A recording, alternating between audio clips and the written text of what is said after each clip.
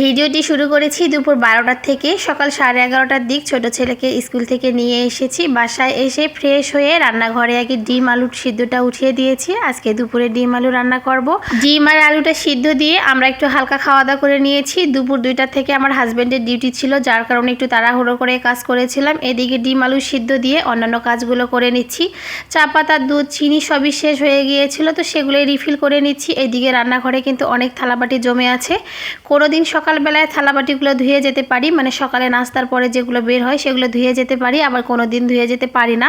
বাচ্চারা এক এক দিন এক এক সময় ঘুম থেকে উঠে বা রেডি হতে একটু সময় লাগে, যার কারণে যেদিন একটু তাড়াতাড়ি হয় সেদিন কাজগুলো করতে পারি, আর যেদিন দেরি হয়ে যায় সেদিন ওভাবেই রেখে যাই। যেহেতু বাসায় আমার হেল্পিং হ্যান্ড নাই, তাই তো চেষ্টা করি যখন যে কাজটা বের হয় সাথে সাথে করে কমিয়ে রাখতে।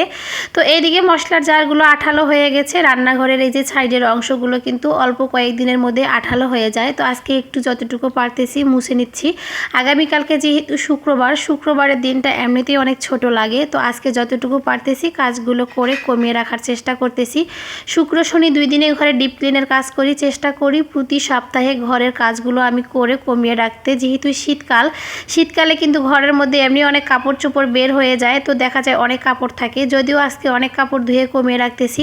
তো এইদিকে অফ ক্যামেরায় থালাবাটিগুলো ধুয়ে এই তো এদিকে কিন্তু নুসনিটা আমি জানালার গ্রিলের মধ্যে লাড়তে গিয়ে 2টা লুসনি আমার নিচে পড়ে গেছে। তো থালাবাটি ধুতে ধুতে কিন্তু আমার ডিম আলুটাও সিদ্ধ হয়ে গেছে। আজকে দুপুরের জন্য এটাই করব, দুপুর রাত 2 বেলার জন্য এই তরকারিটাই করে নিব, কারণ ঘরে কিছু কাজ আছে, আবার বিকেলবেলায় বাচ্চাদের পড়াও আছে। তো আজকে এটাই করে নিই, শুক্রবার কিছু একটা রান্না করে নিব। তো এইদিকে আমি ডিম আর আলু ঘাটিটা করে নিচ্ছি। এটা কিন্তু আমাদের উত্তরবঙ্গের একটা ফেমাস, এই তরকারিটা আমার বাচ্চারাও খেতে খুব ভালোবাসে। তো রান্নাবান্নার আগে কিন্তু অনেক থালাবাটি ধুয়েছি, আর রান্নাবান্নার শেষে আবারও কতগুলো বের হয়েছে। তো অফ ক্যামেরায় রান্নাঘরে সবগুলো কাজ করে আমি চলে যাব অন্য রুমে। এই তো ডাইনিংয়ে কিছু ফ্লাক্স ছিল, ফ্লাক্সগুলো ধুয়ে আমি পানি ঝরাতে দিয়েছিলাম। এই ফ্লাক্সগুলো আর লাগতেছে না, তাই তো ভাবলাম এগুলো উঠিয়ে ফেলি। শুধু বাইরে রাখলে এগুলো মাজতেও হচ্ছে, যেহেতু ঠান্ডা অনেকটাই কমে গেছে এখন আর প্রয়োজন হচ্ছে না এই ফ্লাক্সের। তো ডাইনিংটা এখন মুছে নিব। সকালে নাস্তা করার পর ওইভাবে আর ডাইনিংটা মুছে নেওয়া হয় না, জাস্ট হালকা একটু মুছে চলে যাই। এখন ডাইনিংটা একটু ভালোভাবে মুছে নিচ্ছি।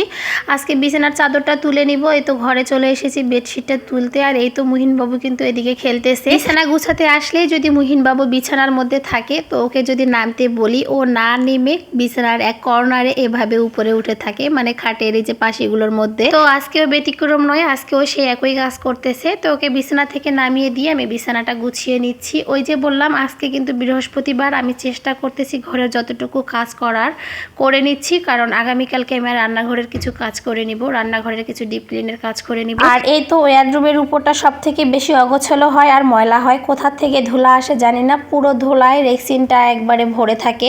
তো প্রায় সময় কিন্তু আমি যখন এই বিছানাটা একটু ঝাড়ু দিয়ে ঝেড়ে নেই, ওয়ারড্রোবের উপরটাও একটু ঝেড়ে নেই বা গুছিয়ে নেই, কিন্তু বাচ্চাওয়ালা ঘরে কিন্তু গোছানো থাকে না। তারপরও চেষ্টা করি কয়েকদিন পর পর ভালোভাবে ভেজা তেনা দিয়ে মুছে নিতে। তো আজকে ওয়ারড্রোবের উপরটা একটু ভালোভাবে মুছে নিলাম, কিন্তু এগুলা কিন্তু যতই গুছাই না কেন আধা ঘন্টার বেশি গুছানো থাকে না, কারণ বাচ্চারা বারবার এগুলাতে ধরে উঠে। তারপরও চেষ্টা করি গুছিয়ে রাখতে, যখন যেটা পারি সাথে সাথে গুছিয়ে রাখতে চেষ্টা করি। আর এই তো বড় ছেলের জ্যাকেট পুরো কলমের কালি দিয়ে ভরে গেছে, স্কুলে গেলেই কেন যেন ওর কাপড়ের মধ্যেই কালি আসে কলমের। তো চেষ্টা করলাম, উঠলো না। আপনারা যদি জানেন যে কাপড়ের কলমের কালি কিভাবে উঠায় আমাকে একটু অবশ্যই কমেন্টস বক্সে জানাবেন। আমি অনেকক্ষণ ধরে ঘষা মাজা করেছি, কিন্তু কোনোভাবেই কলমের কালিগুলো উঠেনি। তারপর কাপড়গুলো ওয়াশিংয়ে দিয়ে ঝাড়ু দিয়ে নিচ্ছি। আজকে এই পর্যন্তই, সবাই ভালো থাকবেন। আসসালামু আলাইকুম।